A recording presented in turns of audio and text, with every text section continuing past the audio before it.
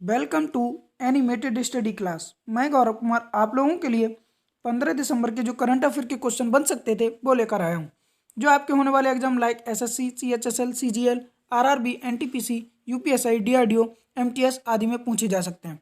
Video शुरू करने से पहले मेरी आप लोगों से रिक्वेस्ट रहेगी कि वीडियो को लाइक व शेयर करें और चैनल को सब्सक्राइब करें, साथ ही बेल आइकन को प्रेस करें। मैंने इस वीडियो की पीडीएफ का लिंक नीचे डिस्क्रिप्शन में दे दिया है, आप वहां से इसकी पीडीएफ डाउनलोड कर लें। तो चलिए आज का पहला क्वेश्चन देखते हैं। हाल ही में राष्ट्रीय ऊर्जा संरक्षण दिवस कब मनाया गया है? तो यह हर वर्ष 14 दिसंबर को राष्ट्रीय ऊर्जा संरक्षण दिवस यानी कि नेशनल एनर्जी कंजर्वेशन डे मनाया जाता है। अब यह क्यों मनाया जाता है और कब से मनाया जा रहा है?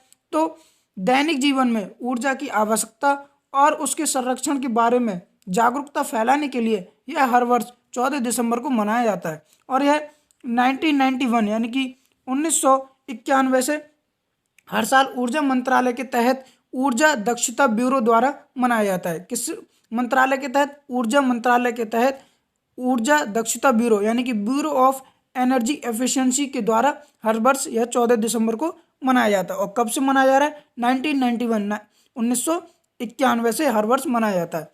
उम्मीद है आप लोग अच्छे से क्वेश्चन समझ पाए होंगे। आगे बढ़ते हैं। हाल ही में पाकिस्तान ने किस देश का ऋण चुकाने के लिए चीन से 1.5 बिलियन डॉलर का कर्ज लिया है?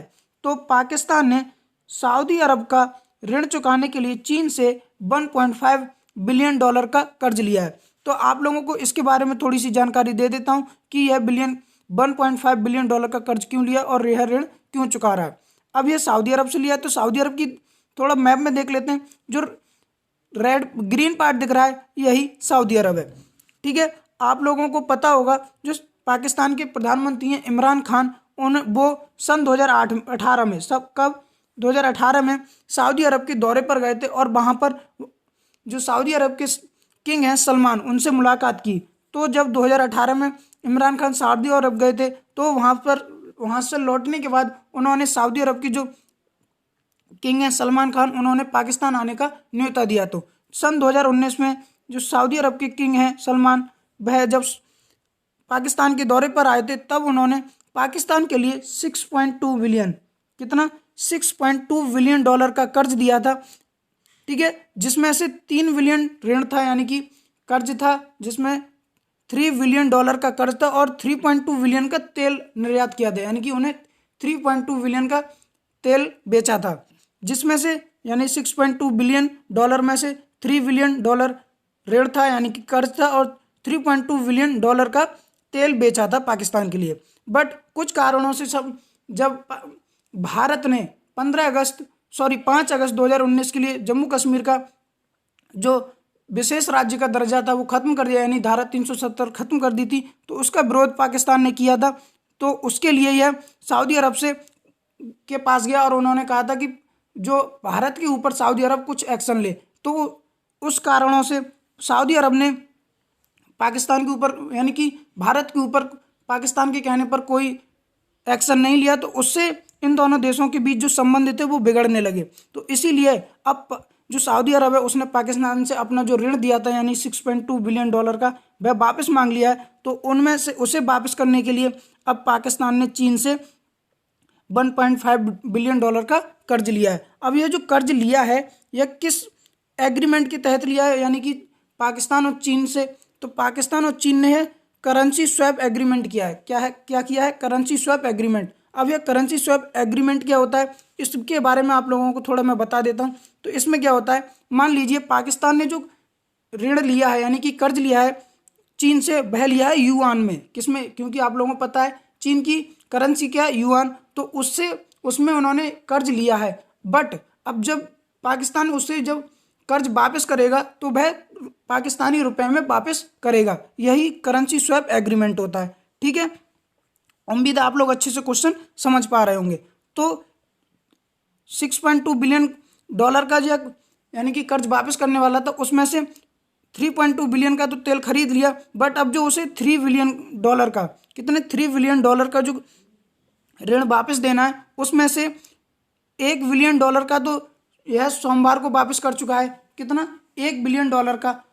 और $1 बिलियन को अगस्त में यह दे चुका था। अब जो $1 बिलियन बचा है यह 2021 में, जनवरी 2021 में देगा। उम्मीद है आप लोग अच्छे से क्वेश्चन समझ पाए होंगे जो मैं आप लोगों को समझाना चाह रहा था। ठीक है, अब यह सऊदी अरब से लिया है, तो सऊदी अरब की बात कर लेते हैं। सऊदी अरब की राजधानी क्या है? रियाद। और यहाँ के किंग कौन है? यानी सलमान है। और यहाँ की करेंसी क्या है? Saudi riyal. उम्मीद है आप लोग अच्छे से क्वेश्चन समझ पाए होंगे। जो मैंने आप लोगों को कुछ पॉइंट बताए थे वो आप अच्छे से समझ गए होंगे। आगे बढ़ते हैं। हाल ही में स्टील्थ फ्रिगेट INS हिमगिरी को किसने लॉन्च किया है? तो इसका आंसर होगा हमारे जो अभी CDS हैं बिपिन रावत, उनके द्वारा हिमगिरी INS हिमगिरी को लॉन्च किया गया है। आप इमेज में देख सकते हैं जो दिख रहा है यही INS हिमगिरी है। और ऐसे कहाँ पर लॉन्च किया गया है? इसे कोलकाता में लॉन्च किया गया है। दरअसल फर्स्ट प्रोजेक्ट 70A कितना? फर्स्ट प्रोजेक्ट 17A के तहत 3 INS हिमगिरी बनाए गए हैं। उसमें से पहला यह है, अब कोलकाता में लॉन्च कर दिया गया। और दूसरा कब लॉन्च किया जाएगा? 2023 में। और तीसरा कब लॉन्च किया जाएगा? 2025 में। ठीक है, अच्छा इसे बनाया जा रहा है, तो वो किसके द्वारा बनाया जा रहा है? तो एक कंपनी है जिसका नाम है GRSE, मतलब गार्डन रीच, क्या है? Garden reach ship builders and engineers, इसके द्वारा इसे बनाया जा रहा है। और इसे 2020 में, यानी कि इसकी 3 खेप बनाई गई हैं, जिसमें एक 2020 में लॉन्च कर दिया गया, 2023 में लॉन्च की जाएगी और 2025 में इसे लॉन्च किया जाएगा। उम्मीद है आप लोग अच्छे से क्वेश्चन समझ पा रहे होंगे। अच्छा, जो INS हिमगिरी है इसकी लंबाई कितनी है? तो 149, कितनी? 149, यानी कि 149 मीटर लंबी है। और इसकी कितनी क्षमता है, यानी कि यह कितना वजन तक ले जा सकता है? तो यह 6670, यानी कि 6670 टन इसकी क्षमता है। और इसकी स्पीड कितनी है, यानी यह किस स्पीड से जा सकता है समुद्र में? तो 28 समुद्री मील की स्पीड से यह जा सकता है। उम्मीद है आप लोग अच्छे से क्वेश्चन समझ पाए होंगे। आगे बढ़ते हैं। हाल ही में अमेरिका ने किस कंपनी की कोरोना वैक्सीन को आपातकाल उपयोग के लिए मंजूरी दे दी है? तो इसका आंसर होगा फाइजर की जो कोरोना वैक्सीन है उसे आपातकाल के लिए मंजूरी दे दी है अमेरिका ने। अब अमेरिका ने दी है तो अमेरिका मैप में देखते हैं, ये वाला जो पार्ट दिख रहा है यही अमेरिका है। ठीक है, आप लोगों को पता होगा जो फाइजर की कोरोना वैक्सीन है उसे मंजूरी देने वाला विश्व का पहला देश बना था UK, दूसरा कनाडा।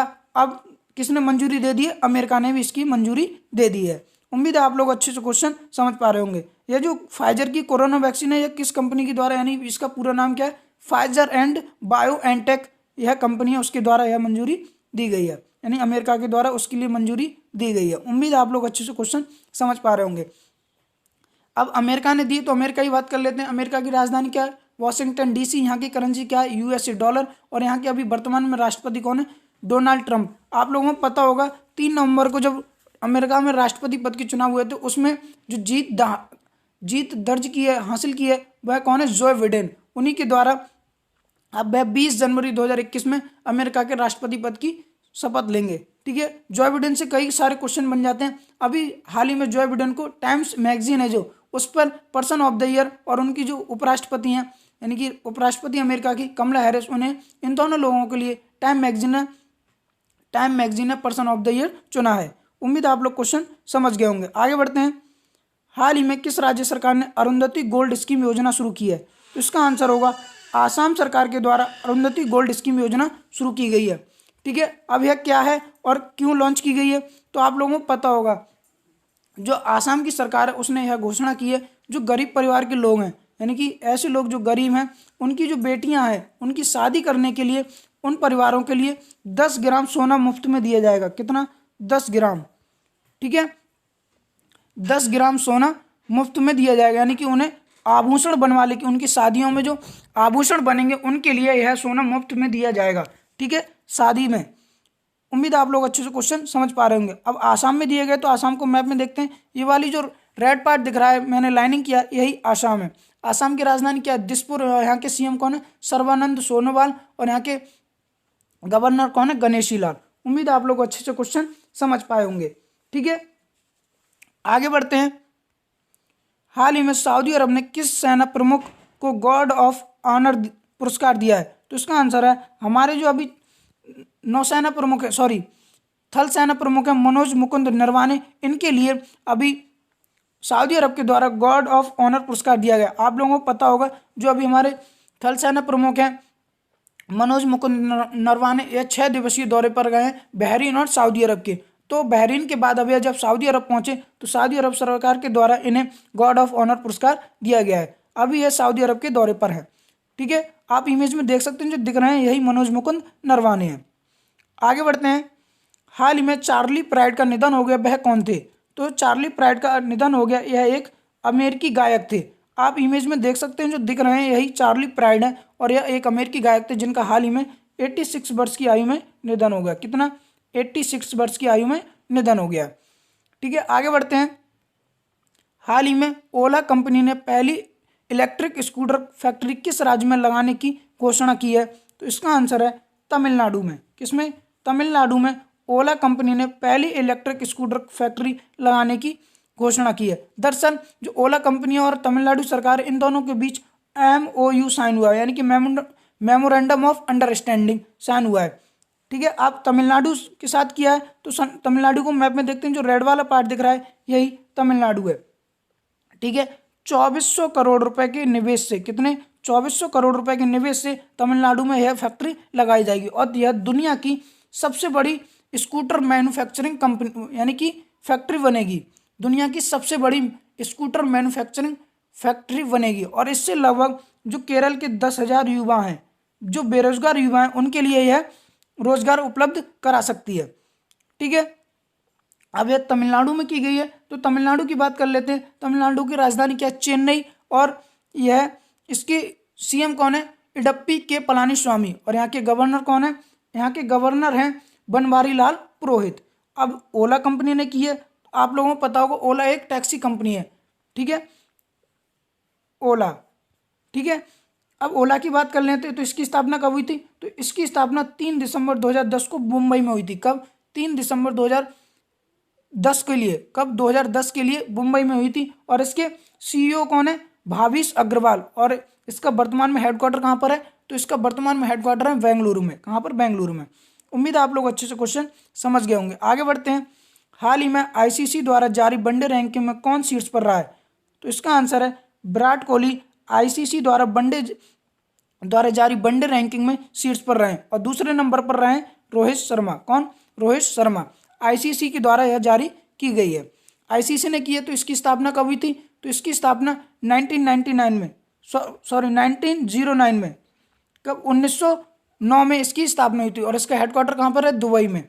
ठीक है, कहाँ पर है? दुबई में। और इसके अभी वर्तमान में चेयरपर्सन कौन है? मनु शाहनी। कौन है? मनु शाहनी। उम्मीद है आप लोग अच्छे से क्वेश्चन समझ गए होंगे। आगे बढ़ते हैं। हाल ही में Bloomberg new energy finance 2020 climate scope ranking में भारत कौन से स्थान पर रहा है? तो इसका आंसर है भारत दूसरे स्थान पर रहा है। कौन से? दूसरे स्थान पर रहा है। पहले स्थान पर कौन रहा है? तो पहले स्थान पर रहा है चिली। कौन? चिली। और तीसरे स्थान पर कौन रहा है? ब्राजील। कौन रहा है? ब्राजील। यह Bloomberg new energy finance 2020 climate scope ranking जारी की गई थी, जिसमें दूसरे स्थान पर भारत रहा है, पहले स्थान पर चिली रहा है और तीसरे स्थान पर ब्राजील रहा है। उम्मीद आप लोग अच्छे से क्वेश्चन समझ गए होंगे। आगे बढ़ते हैं। हाल ही में किसने संचार उपग्रह CMS-01 लॉन्च करने की घोषणा की है? तो इसका आंसर है इसरो ने संचार उपग्रह CMS-01 लॉन्च करने की घोषणा की है। अब इसरो ने की है तो इसरो की बात कर लेते हैं। इसरो की फुल फॉर्म क्या है? Indian space research organisation. और इसकी स्थापना कब हुई थी? इसकी स्थापना हुई थी 15 अगस्त 1969 को। कब? 15 अगस्त 1969 को। और इसका हेडक्वार्टर कहाँ पर है? मुंबई में। और इसके अभी प्रमुख कौन है? के शिवन। कौन है? के शिवन। उम्मीद है आप लोग आज के क्वेश्चन समझे होंगे। तो मेरा आप लोगों से एक बार फिर से निवेदन रहेगा कि वीडियो को लाइक व शेयर करें और चैनल को सब्सक्राइब करें, साथ ही बेल आइकन को प्रेस करें। मैंने इस वीडियो की PDF का लिंक नीचे डिस्क्रिप्शन में दे दिया है, आप वहां से इसकी PDF डाउनलोड कर सकते हैं। Thank you.